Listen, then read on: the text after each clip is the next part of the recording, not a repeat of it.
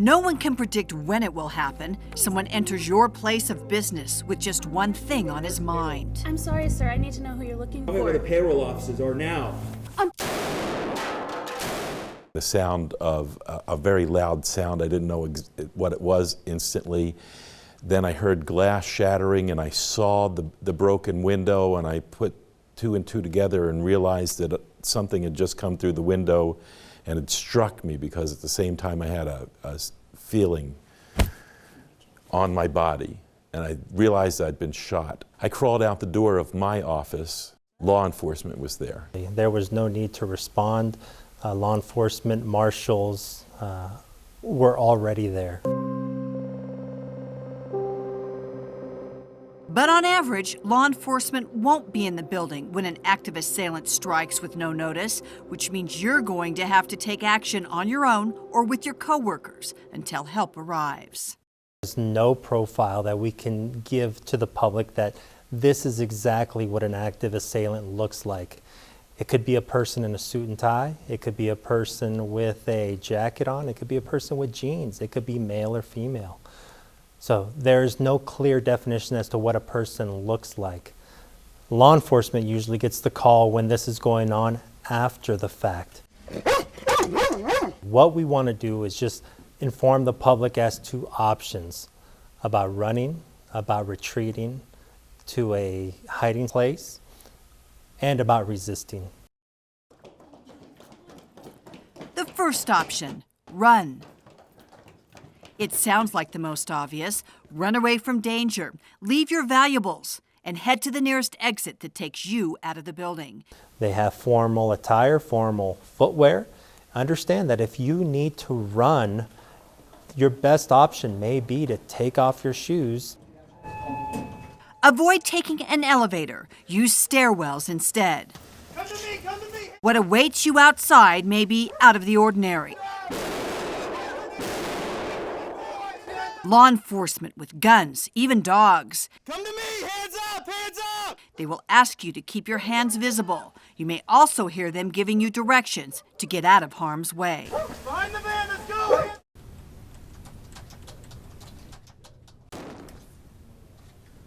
Hey. But what if you can't evacuate? Option 2. Retreat. Find a safe place to hide within the building, out of the assailant's view. Be out of the sight of the active assailant. Make yourself small. Hide in a closet. Lock the door. Turn off the lights. Anything that you can hide your person behind, whether it's on the side of a vending machine, behind the vending machine.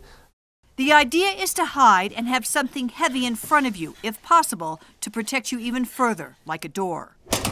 If time permits, you can reconfigure your space to conceal yourself even further. If possible, call 911. 911 emergency. Do you need Is this police or fire? 911? Please state your emergency. I don't. There's a guy in here and he's got a gun and I heard shots. Use your best judgment. If a call to a loved one or friend at the time is appropriate, keep the conversation concise. This is Amy. I'm at the office and we've had some problems down here. Yeah, there's a shooter. But no, don't come down here. It's all okay. We're taken care of. I love you. You may have to silence your phone after a 911 call. Remain quiet and calm. If you come to a locked door while looking for a hiding place, move on. There may be an instance, however, where your hiding place may be effective but provides no escape route. If the assailant is still active, the final R, resist, may be your last resort. If you're going to act, do it as swiftly as possible. If you're going to act, if you're going to resist, have that element of surprise against this person. You have to be courageous, and you have to, if you decide to resist, you have to go for it as strongly, as confidently as you possibly can. I got three things. I'm going to pour these. When we explained the final option to the actors in our reenactment, we sent them out to find something, anything in the office they would use to resist their assailant. I got a weapon and I'm going to spray him in the eye. Grab the heavy-duty stapler so that I can get one swing in on my way out. And I'm going to use this to whack him in whatever possible place I can hit him. understand that this person is fully armed. At this time, you've already heard a sound or several sounds of gunfire. This person may have other weapons as well. So find something that you can use that can help protect you, to defend yourself. A pair of chairs laid on their sides, intertwined, placed in front of the door can obstruct the assailant's movement, allowing you and even your co-workers to use makeshift weapons to overwhelm the threat. What you're about to see is not scripted, rather the actors working a scenario together to resist the threat.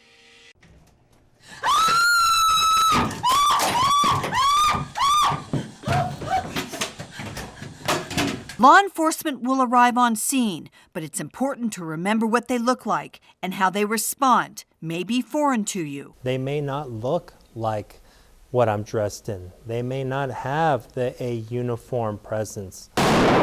There is a chance that a team may move past you, especially if there is still sounds of gunfire. It means medical teams and others will follow to help you once it's safe to do so. Now, listen to me. There's 4. While these actors from Integrity Casting spent most of the day playing out the run, retreat, resist scenarios, at the end of the day, most of them told us there was really no acting required.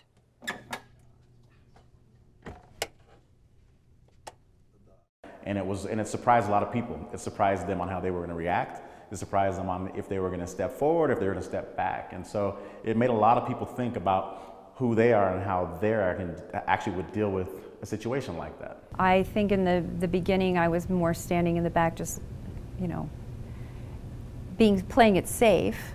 Towards the end, as things got more dramatic, and we knew that we had to get this guy. We had to resist him. It was our life or his life. Together as a group, we were very empowered. The chairs, I never would have thought of that, and I thought that was great to try to make him lose, you know, from standing, that he stumbled. Run, retreat, resist. Yeah, and it may take you a while to get it down, but if we do it enough, it'll be like 911.